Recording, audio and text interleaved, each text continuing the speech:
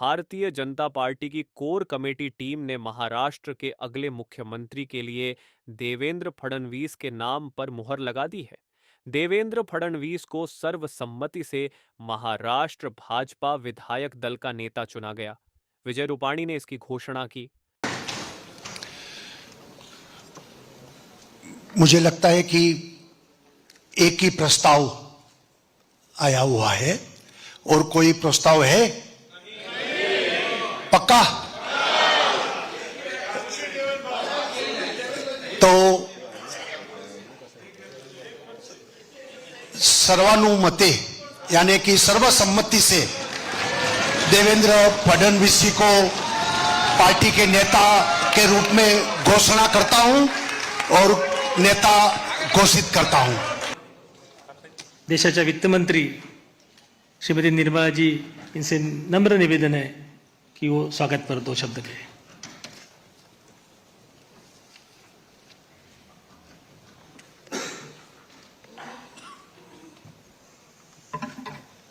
आप सबको मेरा नमस्कार और शुरुआत में ही नवनिर्वाचित एमएलए-गण सबको मेरा बधाई। और इस सदन में उपस्थित वरिष्ठ नेतागण और मेरे साथ आए हुए ऑब्जर्वर के नाते विजय रूपाणी जी जो गुजरात के वरिष्ठ मुख्यमंत्री थे इससे पहले, और सांसदगण बहुत सारे भी आए हैं इस मीटिंग में, उनका भी मेरा प्रणाम। और अभी नवनिर्वाचित विधिमंडल के नेता के नाम में देवेंद्र फडणवीस जी का मेरा बधाई और नमस्कार।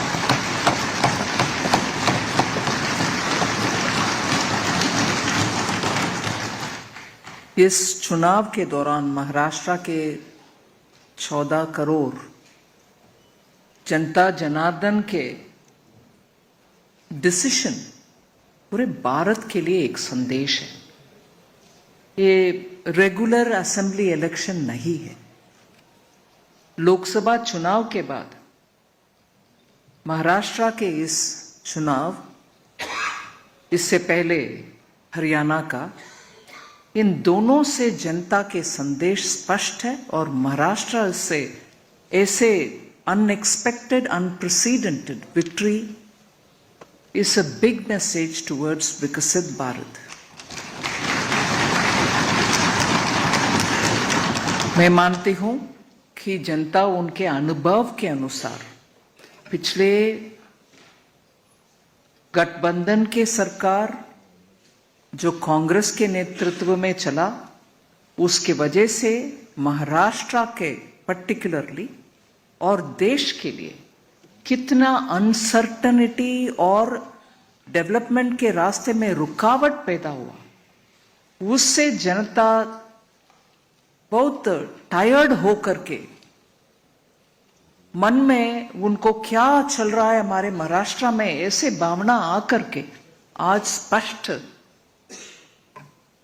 निर्देश दिए हैं और उसको सही आगे लेके चलने के लिए आप सब उत्सुक हैं।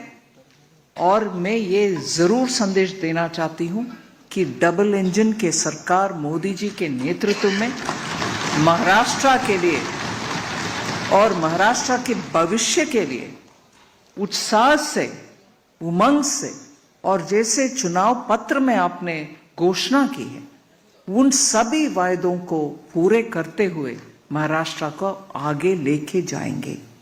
ये तो स्पष्ट है। और अभी ये स्पष्ट है कि हम सब महाराष्ट्र का पिछले कांग्रेस के नेतृत्व में चलने वाली सरकार के द्वारा कितना नुकसान हुआ, उन सबको जनता को याद दिला करके हम तेजी से काम करते आगे लेके जाना है।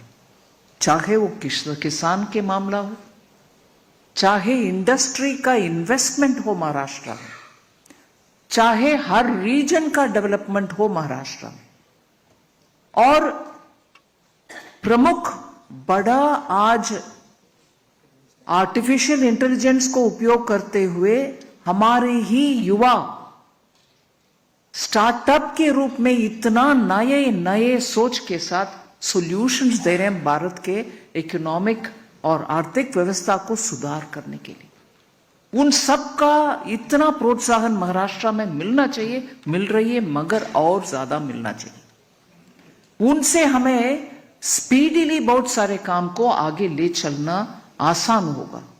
महाराष्ट्र फाइनेंशियल कैपिटल मुंबई है, देश का फाइनेंशियल कैपिटल मुंबई, और फाइनेंशियल वर्ल्ड में स्टार्टअप के इतने कंट्रीब्यूशन दुनिया में एक देश हम जैसे नहीं है जहां फिनटेक में हम सामने नंबर 1 के पोजीशन में आ रही। सिंगापुर से जब हमारा बात होती है वो हमारे फिनटेक के ऊपर इतना इम्प्रेस्ड है और मानते हैं कि फिनटेक के द्वारा ही हमारे इकोनॉमिक डेवलपमेंट जल्दी होने का संभावना है। अगर फिनटेक का इतना महत्व है और उसमें पैसा डालने के लिए बहुत सारे लोग तैयार है विदेश में, महाराष्ट्र में उनको प्रोत्साहन देने वाले काम बहुत होना चाहिए। उससे महाराष्ट्र का लीडरशिप रोल बरकरार रहेगा।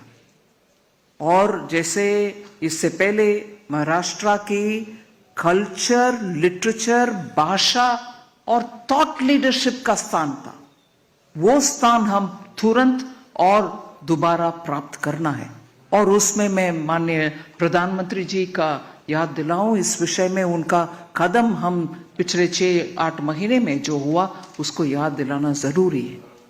मराठी भाषा को क्लासिकल लैंग्वेज स्टेटस देना, और उससे पहले वरकरी संप्रदाय के लोग जुलाई में जब जाते हैं आषाढ़ के एकादशी के समय, उनके लिए वो कॉरिडोर बनाना, ये सब महाराष्ट्र और मराठी और महाराष्ट्र के थॉट लीडरशिप और कल्चरल लीडरशिप का प्रधानमंत्री जी प्रमुखता देते हैं, उसका एग्जाम्पल्स उदाहरण है। और महाराष्ट्र का एक बड़ा एक निर्णय पिछले 50 साल में होना था, वो कभी नहीं हुआ, पता नहीं कारण क्या है, मगर अभी मोदी जी के द्वारा वधावन पोर्ट, जो उनका ड्राफ्ट के वजह से भारत में ही सबसे ड्राफ्ट ज्यादा अधिक है ऐसे पोर्ट, 76,000 करोड़ का अनाउंसमेंट होना सामान्य निर्णय नहीं है। ये सब स्पष्ट करता है कि केंद्र में मोदी जी के सरकार महाराष्ट्र के उन्नति के लिए कितने सारे स्कीम्स ले आ रहे हैं, उसको तुरंत इंप्लीमेंटेशन करना। और मैं इसमें उदाहरण में देती हूं क्योंकि इसको मैं क्लोजली मॉनिटर करती हूं। बुलेट ट्रेन का व्यवस्था, अब तक ट्रेन चलता होगा अगर बीच में वो कांग्रेस लेड गवर्नमेंट नहीं आते और उसमें रुकावट ना पैदा करते। जापान से हमें इतना सस्ता से लोन मिला उस कारण, मगर डिले के कारण वो इधर उधर हो करके इतना कष्ट हम झेल रहे हैं। ऐसे ही आ रहे शेड, मेट्रो का, कार्स का शेड, कितने डिले किसके लिए?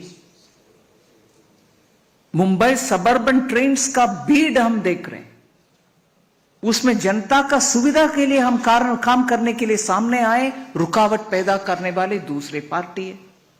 अभी मैं मानती हूं जनता इन सब को देख लिए और समझ लिए, इसलिए हमें इतना बड़ा सा मैंडेट दिए हैं। और इधर इस हॉल में नव निर्वाचित एमएलए गण के उत्साह देखकर मैं जरूर ये कहना चाहती हूं, मुंबई का अग्रणी स्थान हम तुरंत वापस ले आने के लिए काम करेंगे। नासिक और उस बेल्ट में जितने भी एग्रीकल्चर संबंधित, चाहे वो कंदा, ऑनियन और गार्लिक, इन सभी ग्रेप्स, इन सभी का प्रॉब्लम के लिए जितने भी हम गोडाउन्स बनाना है और उसके लिए साइंटिफिक तरीके से पैक करके एक्सपोर्ट करने के जितना भी काम करना है, उन सब के लिए प्रावधान देंगे।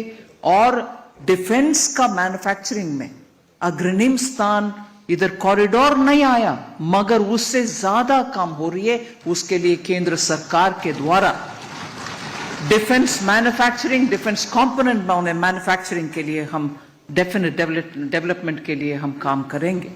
ऐसे ही विदर्भ क्षेत्र के लिए हम जरूर काम करना है, अच्छा सा ग्राउंड लेवल तक लेके जाना है डेवलपमेंट, वो भी हमारे मन में रहेगा।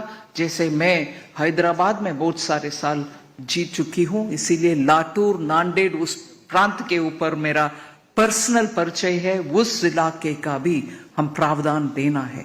आई एम श्योर आप सबके उत्साह से, एंथुसियाज्म और ग्राउंड में आपका कनेक्ट के वजह से और अभी नवनियुक्त नेता के लीडरशिप में हम सब जाएंगे और दिल्ली में केंद्र सरकार के द्वारा, प्रधानमंत्री मोदी जी के द्वारा पूरे कोऑपरेशन के साथ डबल इंजन पावरफुल इंजन बन करके महाराष्ट्र को first in the country state बनाएंगे। ये हम सब साथ होकर के काम करना है। बहुत आनंद हुआ इस एक मत निर्णय में, यूनानिमस रेसोल्यूशन के ऊपर। मैं आप सबको बधाई देती हूं। हम एक है तो सेफ। धन्यवाद। महाराष्ट्र बीजेपी महिला मोर्चा की अध्यक्ष चित्रा किशोर वाघ ने कहा कि महाराष्ट्र की महिलाओं के प्यारे भाई का नाम आज कुछ देर में आने वाला है। हम सभी बहनें बहुत खुश हैं और ये बस समय की बात है। निर्दलीय विधायक रवि राणा ने कहा कि महाराष्ट्र को अपने विकास और भविष्य के लिए देवेंद्र फडणवीस की जरूरत है। हम उनके साथ हैं और महाराष्ट्र के लोग चाहते हैं कि फडणवीस सीएम बने।